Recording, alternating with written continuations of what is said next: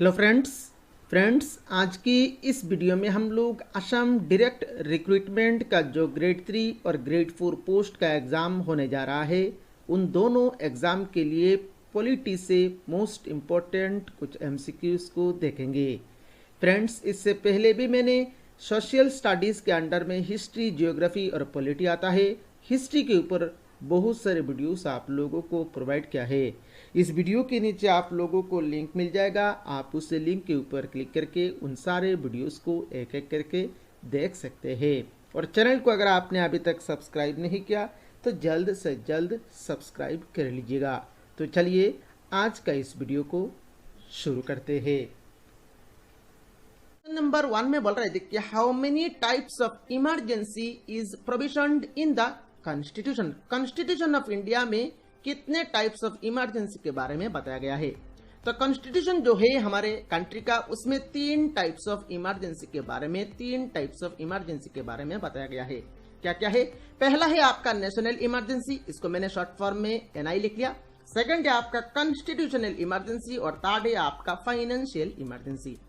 अब ये जो नेशनल इमरजेंसी है ये 3 बार लगाया गया था, ये भी एग्जाम में क्वेश्चन बनता है। 3 बार लगाया गया था।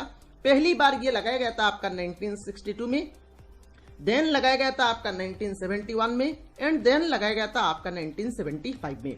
अब 1962 में क्यों नेशनल इमरजेंसी लगाया गया था? क्योंकि 1962 में आपका इंडिया और चाइना के बीच युद्ध हुआ था, इसके लिए आपका नेशनल इमरजेंसी लगाया गया था। और 1971 में लगाया गया था क्योंकि इस टाइम में आपका इंडिया और पाकिस्तान के बीच आपका युद्ध हुआ था। और 1975 में लगाया गया था क्योंकि आपका इस टाइम में इंटरनल डिस्टरबेंस हुआ था, इसके लिए 1975 में आपका नेशनल इमरजेंसी लगाया गया था। और कॉन्स्टिट्यूशनल इमरजेंसी और फाइनेंशियल इमरजेंसी, ये आपका कॉन्स्टिट्यूशनल इमरजेंसी और फाइनेंशियल इमरजेंसी ये एक बार भी नहीं लगाया गया है। तो 3 टाइप्स ऑफ इमरजेंसी के बारे में जिक्र किया गया है हमारे कॉन्स्टिट्यूशन में। दैट मींस यहां पर इस क्वेश्चन नंबर 1 का करेक्ट आंसर हो जाएगा आपका ऑप्शन सी। बाकी जो मैंने बात बताया ये सारे बात आप लोगों को याद रखना है। चलिए नेक्स्ट क्वेश्चन को देखते हैं। नेक्स्ट क्वेश्चन नंबर 2 में बोल रहे थे कि the constitution of India was framed bye, constitution of India को किसने फ्रेम किया है? तो constitution of India was framed bye constituent assembly. तो यहां पर क्वेश्चन नंबर 2 का करेक्ट आंसर हो जाएगा आपका ऑप्शन बी। यहां पर देखिए और एक क्वेश्चन एग्जाम में बनता है, कॉन्स्टिट्यूशन ऑफ इंडिया में एक ड्राफ्टिंग कमिटी था। एक क्या था? एक ड्राफ्टिंग कमेटी था। और वो जो ड्राफ्टिंग कमेटी है वो बनाया गया था आपका 29 अगस्त 1947 में। 29 अगस्त 1947 में वो ड्राफ्टिंग कमेटी को बनाया गया था। और ये जो ड्राफ्टिंग कमेटी है इसमें टोटल कितने मेंबर्स थे? इसमें टोटल 7 मेंबर्स थे। ये भी एग्जाम में क्वेश्चन पूछा जाता है। और ये जो ड्राफ्टिंग कमेटी है, इस ड्राफ्टिंग कमेटी का चेयरमैन कौन थे? इस ड्राफ्टिंग कमेटी का चेयरमैन थे आपका बी आर अम्बेडकर। ये भी एग्जाम में क्वेश्चन पूछा जाता है। तो यहां पर हम लोगों ने 2 क्वेश्चन को यहां पर नहीं, बहुत सारे क्वेश्चन को कवर किया है। पहले तो कॉन्स्टिट्यूशन ऑफ इंडिया को किसने फ्रेम किया है? कॉन्स्टिट्यूएंट असेंबली ने।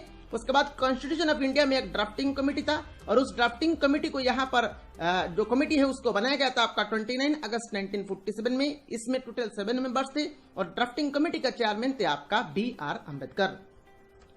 नेक्स्ट क्वेश्चन नंबर 3 में बोल रहे थे कि the original constitution of India was published at, original constitution of India कहां पर पब्लिश हुआ था? तो original constitution of India publish हुआ था आपका देहरादून में। तो यहां पर क्वेश्चन नंबर 3 का करेक्ट आंसर हो जाएगा आपका option D. Next question number 4 में बोल रहे थे कि गवर्नर इज सोर्न बाय, मतलब गवर्नर को कौन शपथ दिलाता है? यहां पर देखिए और एक क्वेश्चन एग्जाम में बनता है, गवर्नर इज अपॉइंटेड बाय। तो governor is appointed by, governor को अपॉइंट कौन देता है? गवर्नर को अपॉइंट देता है आपका प्रेसिडेंट। पर यहां पर पूछा गया है गवर्नर इज सोर्न बाय, मतलब गवर्नर को शपथ कौन दिलाता है? तो गवर्नर को शपथ दिलाता है आपका chief justice of high court. तो यहां पर क्वेश्चन नंबर 4 का करेक्ट आंसर हो जाएगा आपका ऑप्शन है। देखिए यहां पर 2 क्वेश्चन मैंने यहां पर आप लोगों को बताया है। एक तो है गवर्नर को कौन शपथ दिलाता है, chief justice of high court, और दूसरा है आपका गवर्नर को अपॉइंट देता है आपका प्रेसिडेंट। दोनों क्वेश्चन यहां पर आप याद रखिएगा, यहां पर आप मिस्टेक करके नहीं आइएगा एग्जाम में। चलिए नेक्स्ट क्वेश्चन नंबर 5 को देखते हैं। क्वेश्चन नंबर 5 में बोल रहे थे कि anti defection law is given in which schedule of Indian constitution. Indian constitution का कितना शेड्यूल में आपका एंटी डिफेक्शन लॉ के बारे में बताया गया है? तो ये बताया गया है आपका 10th शेड्यूल में। तो इस क्वेश्चन नंबर 5 का करेक्ट आंसर हो जाएगा आपका option B 10th schedule. Next question number 6 में बोल रहे थे कि who proposed the preamble before the drafting committee of the constitution. तो drafting committee of the constitution में प्रीएम्बल लाने के लिए किसने प्रपोज किया था? तो ये प्रपोज किया था आपका जवाहरलाल नेहरू जी ने। तो यहां पर क्वेश्चन नंबर 6 का करेक्ट आंसर हो जाएगा आपका option A. Next question number 7 में बोल रहे थे कि which of the following has the power to form new states और to change the borders of the states. मतलब ये जो पावर है, क्या पावर एक तो है आपका नया स्टेट बना सकता है और स्टेट का बॉर्डर्स भी चेंज कर सकता है। तो ये जो पावर है, ये पावर किसके पास दिया गया है? तो ये पावर है आपका पार्लियामेंट के पास। पार्लियामेंट ये दोनों काम कर सकता है। जैसे कि हम लोगों ने देखा कुछ दिन पहले, आपका 2-3 साल पहले आंध्र प्रदेश से एक स्टेट अलग हो गया था। आंध्र प्रदेश से नया एक स्टेट बनाया गया है तेलंगाना। तो ये जो नया स्टेट तेलंगाना बनाया गया है, तो ये जो पावर है तेलंगाना स्टेट को बनाने का, ये पावर है आपका पार्लियामेंट के पास। काफी इंपॉर्टेंट क्वेश्चन है क्वेश्चन नंबर 7। चलिए नेक्स्ट क्वेश्चन नंबर 8 को देखते हैं। क्वेश्चन नंबर 8 में बोल रहे थे कि which body decides the conditions for getting the citizenship of India. मतलब यहां पर सिटीजनशिप ऑफ इंडिया पाने के लिए जो कंडीशंस है, ये कंडीशन कौन डिसाइड करता है? Which body decides the conditions for getting the citizenship of India. तो ये डिसाइड कौन करता है? तो ये डिसाइड करता है आपका पार्लियामेंट ये डिसाइड करता है। तो क्वेश्चन नंबर 8 का करेक्ट आंसर हो जाएगा आपका option C parliament.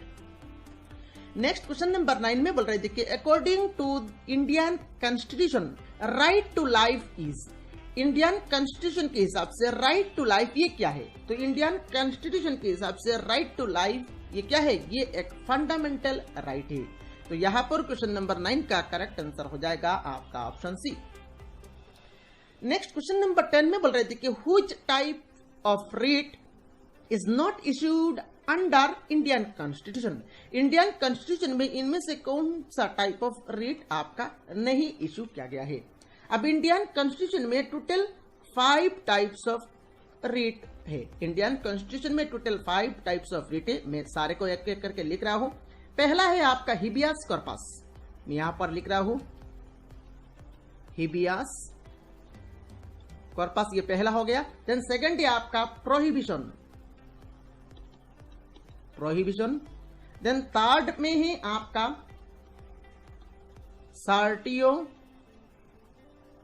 सर्टियोररी। Then fourth में है आपका मेंडामस।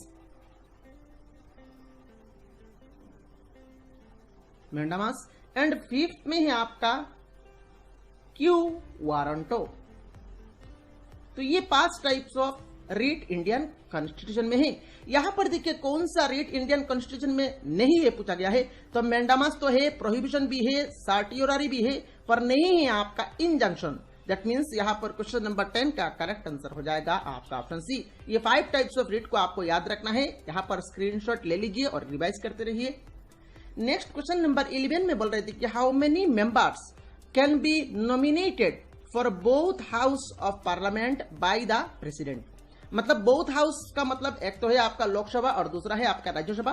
तो लोकसभा और राज्यसभा दोनों के लिए, लोकसभा और राज्यसभा दोनों के लिए कितने मेंबर्स आपका प्रेसिडेंट नॉमिनेट कर सकते हैं? अब देखिए लोकसभा के लिए टोटल 2 मेंबर को ही नॉमिनेट कर सकते हैं प्रेसिडेंट, और राज्यसभा के लिए टोटल 12 मेंबर्स को नॉमिनेट कर सकते हैं प्रेसिडेंट। तो इनको अगर आप टोटल करेंगे तो कितना बन रहा है? 14 बन रहा है। दैट मीन्स 14 मेंबर्स को आपका प्रेसिडेंट नॉमिनेट कर सकते हैं for both the houses, means both the Lok Sabha and Rajya Sabha. तो यहां पर इस क्वेश्चन नंबर 11 का करेक्ट आंसर हो जाएगा आपका ऑप्शन डी 14। ऑप्शन डी में देखिए 14 लिखा गया है, तो यहां पर करेक्ट आंसर हो जाएगा आपका option D. Next question number 12 में बोल रहे थे कि when were the fundamental duties inserted in Indian constitution. Indian constitution में कब, कौन सा साल में फंडामेंटल ड्यूटीज को इंसर्ट किया गया था? तो ये क्या गया था आपका 1976 में। तो इस क्वेश्चन नंबर 12 का करेक्ट आंसर हो जाएगा आपका option D 1976। Next question number 13 में बोल रहे थे कि ideas of welfare state are contained in. जो वेलफेयर स्टेट का जो आइडिया है ये कहां से लिया गया है। तो वेलफेयर स्टेट का जो आइडिया है ये लिया गया है आपका directive principles of state policy से। तो यहां पर क्वेश्चन नंबर 13 का करेक्ट आंसर हो जाएगा आपका option B. Next question number 14 में बोल रहे थे कि which article of the Indian constitution provides for the institution of panchayati raj. Institution of panchayati raj का जो बातें हैं ये बातें आपका इंडियन कॉन्स्टिट्यूशन का कौन सा आर्टिकल में लिखा गया है। तो ये लिखा गया है आपका आर्टिकल 40 में। दैट मीन्स यहां पर क्वेश्चन नंबर 14 का करेक्ट आंसर हो जाएगा आपका option C. Next question number 15 में बोल रहे थे कि who is the constitutional head of the Indian government. Indian government का कॉन्स्टिट्यूशनल हेड कौन होते हैं। तो इंडियन गवर्नमेंट का कॉन्स्टिट्यूशनल हेड होते हैं आपका प्रेसिडेंट। प्रेसिडेंट ही आपका हेड होते हैं। तो यहां पर क्वेश्चन नंबर 15 का करेक्ट आंसर हो जाएगा आपका option A.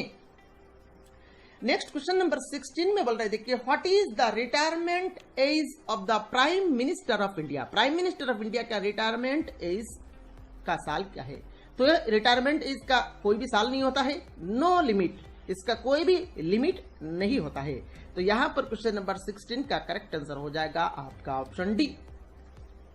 Next question number 17 में बोल रहे थे कि implementing loss is the function of. Law को इंप्लीमेंट करने का जो फंक्शन है ये किसके पास है, एग्जीक्यूटिव के पास या लेजिस्लेचर या जुडिशियरी या लोकल लिस्ट।